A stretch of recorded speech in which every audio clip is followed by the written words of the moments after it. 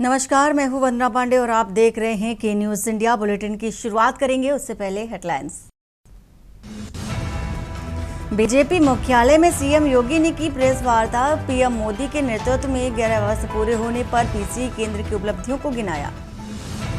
बहराइच दौरे पर सीएम योगी आदित्यनाथ, महाराज सोनू की प्रतिमा का लोकार्पण। ओम प्रकाश राजभर सीएम के साथ रहे मौजूद। 22 जून को देश भर के किसानों की महापंचायत। डिजिटीकरण के विरोध में होगी महापंचायत। देश भर के किसान उपभोक्ता संगठन में होंगे शामिल। और राजा हत्याकांड में सोनम को 72 घंटे की ट्रांजिट मिली रिमांड। शिलांग पुलिस को ट्रांजिट रिमांड भी प्राप्त। शिलांग पुलिस ने सोनल रघुवंशी को सेशन कोर्ट में अब्बास अंसारी की अपील मंजूर। हेट स्पीच मामले में अब्बास को हुई थी सजा। मामले में कोर्ट आज करेगी सुनवाई। और वहीं यूपी के 19 जिलों में आज हीट वेव की चेतावनी। पारा 45.9 डिग्री पहुंचा। देश में दूसरा सबसे गर्म शहर रहा आगरा झांसी। आप देख रहे हैं के न्यूज, खबरों का सारथी। महाराजगंज से आ रही है खबर, जहां पर नेपाल ले जा रही 3 लड़कियां सीमा पार रोकी गई हैं। 3 मुस्लिम युवक और 3 लड़कियां हिरासत में लिए गए हैं और प्रेम जाल में फंसाकर नेपाल ले जाने की साजिश देखी जा रही थी। सीमा सुरक्षा एजेंसियों ने पकड़ा है। पुलिस को फिलहाल सौंप दिया है। इंस्टाग्राम पर हुई थी दोस्ती, बना था संपर्क। गोरखपुर की लड़कियां, आजमगढ़ के युवक नेपाल घुमाने के नाम पर की जा रही थी तस्करी। मानव तस्करी व महिला संगठन ने की गहन पूछताछ। तो ये बड़ी खबर आपको बता रहे हैं। आरएसएस टीम भी जांच में रही शामिल। जिहाद एंगल से भी पड़ताल की जा रही है। ब्रजेश गुप्ता इसी खबर पर है। ब्रजेश, पूरी जानकारी क्या निकल कर आ रही है सामने, जिस तरह से मानव तस्करी से जोड़कर इसे देखा जा रहा है? बिल्कुल, आपको बता दें कि यह पूरा मामला भारत नेपाल के सुनौली सीमा का है, जहां पे एसएसबी के द्वारा डेली चेकिंग की जाती है। इसी क्रम में आज जो है सुबह करीब 10:30 बजे जो है जाने के फिराक में 3 लड़कियां थी, जिसमें और उनके साथ 3 लड़के थे। हालांकि एसएसबी के जवान उनसे पूछताछ किए तो उनको मामला संदिग्ध लगा। आज जो है पुलिस को सुपुर्द की गई। पुलिस की पूछताछ में पता ये चला कि युवक है वो जो है आजमगढ़ के रहने वाले हैं और जो 3 युवतियां हैं वो गोरखपुर रहने वाली हैं। इनका जो है संपर्क इंस्टाग्राम पे हुआ और ये नेपाल घुमाने के बहाने लेकर जा रहे थे। हालांकि सूचना जो है गोरखपुर पुलिस और आजमगढ़ पुलिस को दे दिया गया था और दोनों जगहों की पुलिस मौके पर पहुंचकर दोनों लोगों को अपने अपने थाना क्षेत्र में लेके गए। जी ब्रजेश, क्या अभी पूछताछ के दौरान कुछ जो निकलकर सामने आए, किस उद्देश्य से लेकर जा रहे थे और संपर्क कैसे हुआ? जी, आपको बिल्कुल बता दें कि जो थाना अध्यक्ष हैं उनसे मेरी बात हुई तो उनका साफ तौर पर कहना है कि जो लड़कियां थी उनके परिजनों को भी सूचना दे दिया गया था। जो लड़के हैं उनको भी सूचना दे दी गई थी। हालांकि उसमें दो नाबालिग लड़कियां भी थी। हालांकि अभी जो है ये नेपाल किस लिए लेकर जा रहे थे, धर्म परिवर्तन या धर्म समुदाय, जो भी मामला हो, अभी पुलिस पूछताछ कर रही है। जी, बहुत शुक्रिया ब्रजेश पूरी जानकारी साझा करने के लिए। महाराजगंज से खबर, नेपाल ले जा रही 3 लड़कियां सीमा पार पकड़ी गई हैं। वहीं पीलीभीत से भी खबर आ रही है। सपा कार्यालय खाली कराने पहुंचा प्रशासन। सपा का जिला कार्यालय खाली पहुंचा प्रशासन। मौके पर मौजूद है प्रशासनिक अधिकारी और 200 से अधिक पुलिसकर्मी भी तैनात हैं। ड्रोन कैमरे से निगरानी भी चूंकि रखी जा रही है। पूर्व में कार्यालय खाली कराने को लेकर नोटिस जारी किए। नंबर 2020 में आवंटन किया गया था रद्द और सिविल अदालत में विचाराधीन मुकदमा चल रहा है।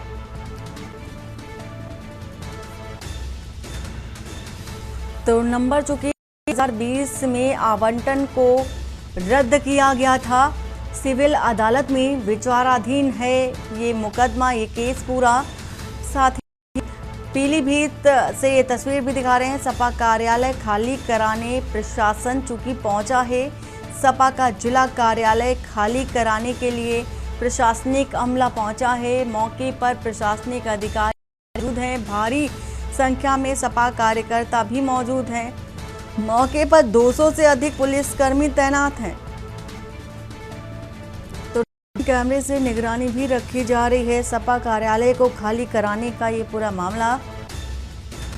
और हालांकि पहले भी कार्यालय खाली कराने को लेकर नोटिस दिया गया था। 2020 में आवंटन इसका रद्द भी हो गया था। बावजूद इसके अभी भी ये मुकदमा है, विचाराधीन है अदालत में।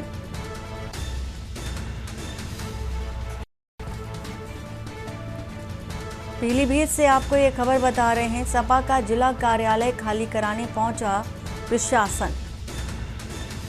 तो मौके पर मौजूद है प्रशासनिक अधिकारी।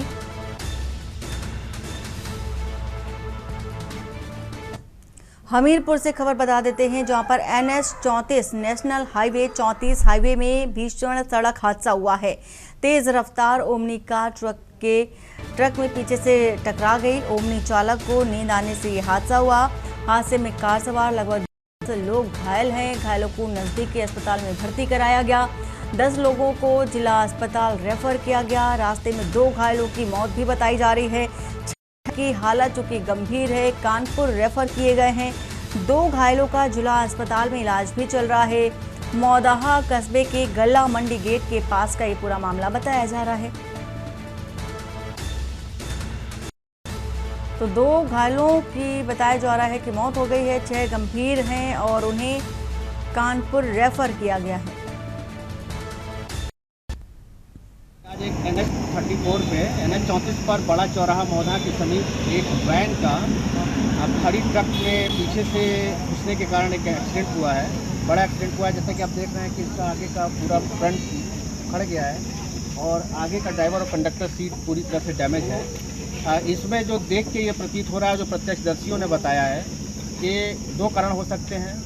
चालक को झपकी आना या उसकी गाड़ी का किन्हीं कारणोंवश अनियंत्रित होना और फिर बाएं खड़ी जाके ट्रक में घुस जाना। दूसरा, ये डिवाइडर विहीन सड़क है, सिंगल सड़क है। ये सिंगल मतलब डबल लेन की बिना डिवाइडर की सड़क है। इस पे इनको अनियंत्रण हुआ। स्पीड 70-75 की इनकी रही होगी, जो देख के प्रतीत हो रहा है, उसके कारण। कितने लोग घायल हुए हैं सर? इस पे क्या है उनका? अभी जो हमको हॉस्पिटल से सूचना प्राप्त हुई है उसमें 2 लोगों की मृत्यु हुई है। घायलों के अपडेट नहीं है, 5 के लगभग घायल। पास एक एक्सीडेंट हुआ, ओमनी और ट्रक की भिड़ंत हुई। कितने लोग घायल हुए हैं और बाकी क्या स्थिति है, कितने लोग? उसमें भी मौदाहा से हमारे पास 10 रेफर आए हैं, जिसमें 2 ब्रॉडेड हैं, 2 तो अनकॉन्शियस हैं और ज़्यादातर मोस्टली सबको हेड इंजरी हुई है और उनको सब भर्ती करके इलाज किया जा रहा है। हेड इंजरी अनकॉन्शियस वालों को कानपुर रेफर किया जा रहा है। कितने लोगों को रेफर किया गया? अभी तक हम 6 लोगों को कर चुके हैं और हमारी सहायता मिलती है तो हम कौन को रेफर करेंगे और कि वो लोग अनकॉन्शियस हैं।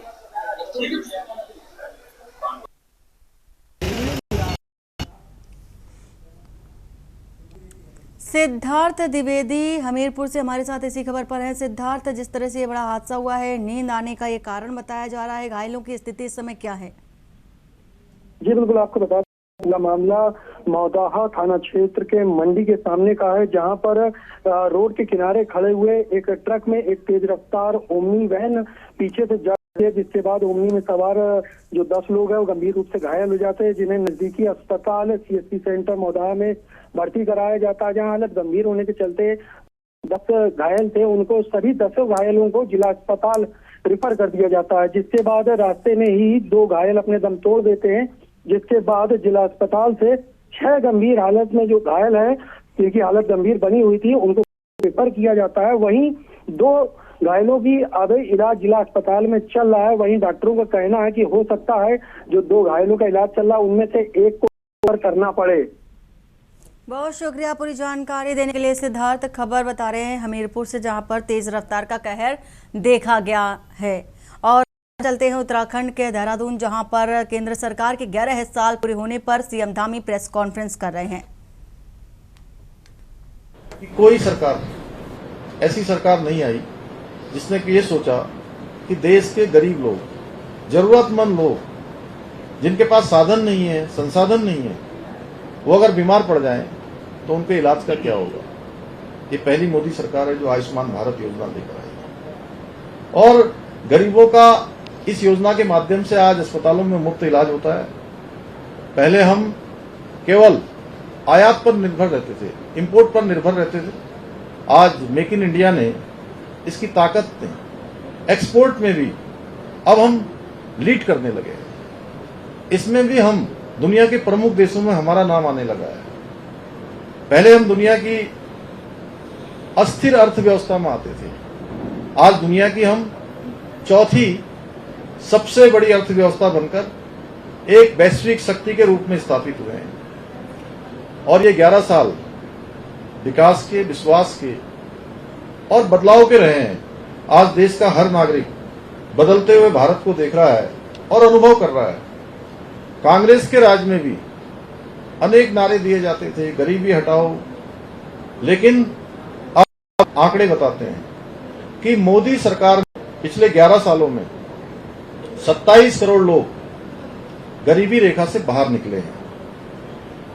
जनधन योजना, उज्ज्वला योजना, प्रधानमंत्री आवास योजना, जल जीवन मिशन, स्वच्छता अभियान, किसान सम्मान निधि, मुफ्त राशन, आयुष्मान भारत योजना, लखपति दीदी योजना, ऐसी अनेक योजनाएं, मैं उनके नाम गिनाऊंगा तो काफी सारी योजनाएं हैं।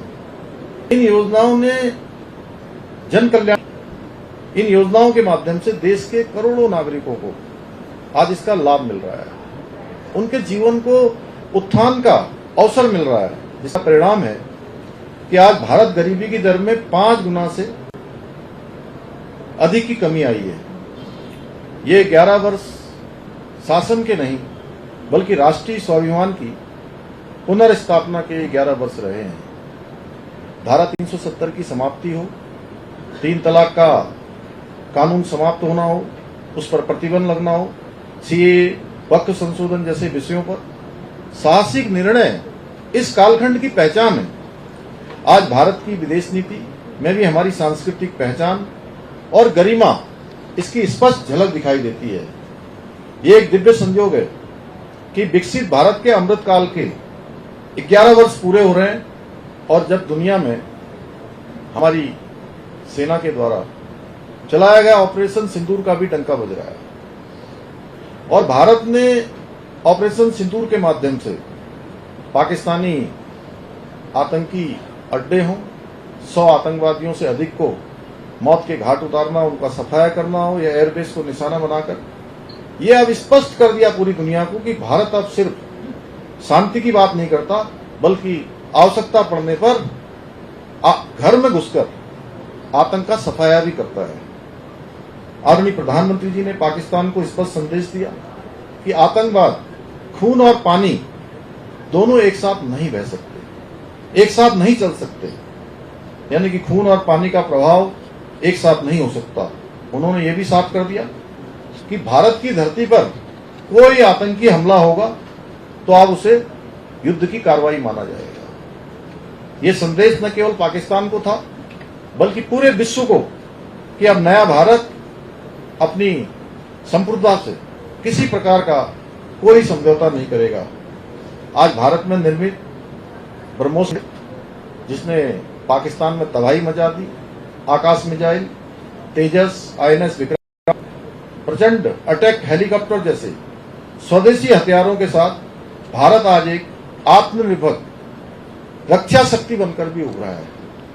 और भारत के हथियारों की गूंज आज पूरी दुनिया के अंदर गूंज रही है, डंका बजा रही है। प्रधानमंत्री जी के दूरदर्शी और कूटनीतिक नेतृत्व का परिणाम है कि भारत न केवल रक्षा उपकरण बना रहा है बल्कि आज भारत दुनिया को रक्षा की उपकरणों का निर्यात भी कर रहा है। आज भारत का रक्षा निर्यात 34 गुना बढ़कर 23,622 करोड़ तक पहुंच गया है, जो मेक इन इंडिया और आत्मनिर्भर भारत की असल तस्वीर है। आदरणीय प्रधानमंत्री जी के नेतृत्व में ईज ऑफ डूइंग को भी धरातल पर उतारते हुए भारत की जो वैश्विक स्तर पर 142 से सुधरकर वैश्विक रैंकिंग 142 से सुधरकर 63 पर पहुंची है। मध्यम वर्ग को राहत देना भाजपा सरकार की प्राथमिकता रही है। इसका प्रमाण है कि नई कर व्यवस्था में भी सामान्य बजट हमारा प्रस्तुत हुआ था, उसमें 12.75 लाख रुपए तक की आय को टैक्स छूट दी गई है। मोदी सरकार ने इंफ्रास्ट्रक्चर को, विकास को एक नई रफ्तार दी है। चाहे अभी कुछ ही दिनों पहले प्रधानमंत्री जी के द्वारा लोकार्पित चिनाब ब्रिज हो, महाराष्ट्र की बधावन पोर्ट परियोजना हो, रामेश्वरम में भारत का पहला वर्टिकल लिफ्ट पनबन पुल हो, या देश में आज एक्सप्रेस वे बन रहे, हाईवे बन रहे, एलिवेटेड रोड बन रहे हैं, जिसका एक उदाहरण हमारे सामने है। यहाँ पर जो दिल्ली से देहरादून एलिवेटेड रोड, जिसका कार्य अंतिम चरण में है, चाहे हमारे ऑल वेदर रोडें हों या भारत माला श्रृंखला की रोडें हों, एक कोने से दूसरे कोने को जोड़ना हो, या अनेक लिफ्ट परियोजनाएं हों, ये सभी भारत के इंफ्रास्ट्रक्चर को एक नया आयाम दे रहे हैं। आज मोदी सरकार में 90% गांव सड़क कनेक्टिविटी से जुड़ चुके हैं और देश में प्रतिदिन 34 किलोमीटर हाईवे का निर्माण हो रहा है। और इन 11 वर्षों में रेलवे बजट 9 गुना तक बढ़ाया गया है। 136 वंदे भारत ट्रेनें चल रही हैं, 103 अमृत भारत स्टेशन पुनर्निर्मित किए गए। आदरणीय प्रधानमंत्री जी का संकल्प है कि हवाई सफर देश के आम नागरिक के लिए किफायती बनना है। इसके लिए उड़ान योजना के तहत जहां एक और हवाई अड्डों की संख्या में अभूतपूर्व वृद्धि हुई है, वहीं आम आदमी के लिए हवाई सफर सस्ता हुआ है। हमारे राज्य में भी आज अनेक हेली सेवाएं भी इन स्कीमों में चल रही हैं। कुछ स्कीमें केंद्र की हैं, कुछ राज्य की हैं। हमारे यहीं देहरादून से आज पूरी दुनिया के लिए, पूरे भारतवर्ष के लिए आज लगभग 60 के लगभग प्रमुख शहरों के लिए यहां से उड़ानें भरी जा रही हैं। हेली सेवाएं हम राज्य के प्रत्येक जनपद में, प्रत्येक डेस्टिनेशन पर चलाने के लिए प्रतिबद्ध हैं। उसमें से अभी कई स्थानों पर हेली सेवा हमारी प्रारंभ हो चुकी है। यही नहीं, आज मातृशक्ति के कल्याण की दिशा में भी अनेक कार्य किए जा रहे हैं। भूतो न भविष्यति, चाहे वो नारी शक्ति वंदन विधेयक लोकसभा में पास करना हो, लोकसभा विधानसभा महिलाओं को 33% का आरक्षण मिलने का मार्ग प्रशस्त हुआ है। 3 तलाक खत्म किया गया है। लखपति दीदी, मुद्रा योजना, प्रधानमंत्री मातृत्व बंधन के माध्यम से महिला सशक्तिकरण की दिशा में नारी को नारायणी मानकर काम किया जा रहा है। यही नहीं, आज देश में एम्स की संख्या बढ़कर 23 हो गई है। 8 नए IIM, 7 नए IIT, 490 नई यूनिवर्सिटी स्थापित की गई। युवाओं में कौशल विकास के लिए प्रधानमंत्री कौशल विकास योजना के तहत 16 करोड़ युवाओं को ट्रेनिंग मिली है। आज स्टार्टअप इंडिया ने भारत को दुनिया का तीसरा बड़ा स्टार्टअप इकोसिस्टम बनाया है। 1.6 लाख से ज्यादा स्टार्टअप्स ने 17.6 लाख से अधिक नौकरियां भी सर्जित की हैं। इतना रोजगार भी सर्जित हुआ है। आज भारत में विकास के इतने कार्य किए जा रहे हैं कि मैं यहाँ पर तो सच में सुबह से शाम हो जाएगी और उपलब्धियां समाप्त नहीं होंगी। मुझे पूरा विश्वास है कि आदरणीय प्रधानमंत्री जी के काल में भारत न केवल विश्व की तीसरी सबसे बड़ी अर्थव्यवस्था बनने का हमको गौरव प्राप्त होगा, बल्कि एक आत्मनिर्भर महाशक्ति के रूप में भी वैश्विक भी स्थापित होगा। मित्रों, अब वो दिन दूर नहीं जब अपने जीवन काल में, हम सभी अपने जीवन काल में भारत को एक विकसित भारत के रूप में देखेंगे। एक विकसित भारत कैसा होगा, उसकी कल्पना आज ही हमारे दिल में होनी चाहिए, हमारे मन में होनी चाहिए, हमारे विचारों में होनी चाहिए, जिसका संकल्प प्रधानमंत्री जी ने लिया है। और मैं अभी एक कार्यक्रम में आ रहा हूं, तो वहां मुझसे विकसित उत्तराखंड के बारे में उन्होंने पूछा। मैंने कहा विकसित भारत तभी बनेगा जब विकसित उत्तराखंड बनेगा, और विकसित उत्तराखंड तभी बनेगा जब उत्तराखंड का प्रत्येक विकासखंड, प्रत्येक तहसील, प्रत्येक न्याय पंचायत और प्रत्येक ग्राम पंचायत विकसित बनेगी। तो विकसित भारत का संकल्प हम सबको प्रधानमंत्री जी के नेतृत्व में पूरा करना है। इसी के साथ पुनः आप सभी का आभार व्यक्त करता हूं, आप सबका धन्यवाद करता हूं कि आप लोग यहाँ पर आए और आप सबने हमारे विचारों को सुना है। अच्छा, आज ये कह रहे हैं अभय कंतरा जी का जन्मदिन भी है, तो इनको भी बधाई हो। हैं बहुत मेरी अब तो ताली बजा। तो सबका बहुत बहुत धन्यवाद। और मैंने जो है, और कोई अगर कुछ पूछना चाहते हैं आप सभी से अगर किसी ने कोई एक करके क्वेश्चन पूछेंगे। हाँ, लेकिन इसी से रामानुज जी अन्य विषय पर मत जाना। आज कोई रामानुज जी है ना, सीएम साहब वो बाद में मनीष। सीएम साहब, चूंकि जो केंद्र सरकार की योजनाएं थी वो तो है ही है, लेकिन विपक्ष की एक चिंता भी है कि प्रदेश में बड़ी योजनाएं कौन कौन सी है, वो विपक्ष इसको जानना चाह रहा है। तो प्रदेश में किस तरह का विकास हुआ? प्रदेश में देखिए, एक के बाद एक योजनाएं, सब योजनाएं हमारी जगह डबल इंजन है, और डबल इंजन को सेपरेट नहीं किया जा सकता। रामानुज भाई, पहली बात, डबल इंजन जनता ने चुना है, डबल इंजन को यहाँ के लोगों ने अपना आशीर्वाद दिया है, तो दोनों सरकारें मिलकर अनेक योजनाएं कर रही हैं। अगर मैं योजनाएं गिनाने लगूंगा तो बहुत सारी हैं। जैसे देहरादून में ही हम ऑल वेदर रोडों का साथ साथ यहाँ पर एलिवेटेड के साथ साथ इस्पना बिंदाल इसकी कार्य योजना पर काम कर रहे हैं। हम ऋषिकेश शारदा रिवर फ्रंट पर काम कर रहे हैं। हरिपुर कालसी में हम अनेक धार्मिक स्थल हम जो है स्थापित कर रहे हैं। हमारे जो यमुनोत्री क्षेत्र है वहाँ के मास्टर प्लान पर काम कर रहे हैं। अनेक धार्मिक स्थल हमारे, चाहे वो केदारखंड में हो, चाहे हमारे जो है मानस खंड में हो, उनको आगे बढ़ा रहे हैं। शारदा घाट बना रहे हैं, शारदा रिवर फ्रंट हम बना रहे हैं। अनेक योजनाएं हम अभी इसमें इन्वेस्टर समिट हमने आयोजित किया था, जिसमें हमारा 90,000 करोड़ की ग्राउंडिंग पर हमारा काम हो रहा है। अनेक हमने नए नए यहाँ कानून बनाए हैं, एक के बाद एक कानून बनाए हैं। समान नागरिक संहिता का कानून हमने बनाकर देश में पहला राज्य होने का गौरव हमको प्राप्त हुआ है। नकल का कानून हमने यहाँ बनाया है, जो लागू होने के बाद 23,000 नौकरियां बिना किसी नकल के संचालित हुई। आप सब भी अगर अपने दिल पर हाथ रखकर देखेंगे बिना किसी उसके, तो आपको लगेगा कि एक उन्नीत काम हुआ है। कि उन माता पिता से पूछिए, बेटे और बेटियां गरीबी की हालत में परीक्षाओं में भाग लेती थी, फॉर्म भरने के पैसे तक उनके पास नहीं होते थे, वो किस प्रकार से अपने बच्चों को पढ़ाई करवाते थे, कैसे देहरादून में रखते थे, कैसे अन्य शहरों में रखते थे। लेकिन जब परीक्षा का रिजल्ट आता था तो उनका चयन नहीं होता था, नकल माफिया हावी होते थे। ऐसे और भी अनेक काम हमने राज्य में यहाँ पर मिशन एप्पल शुरू किया है, मिशन कीवी शुरू किया है। हॉर्टिकल्चर में हम जो है पॉली हाउस बनाने की योजना लेकर आए हैं।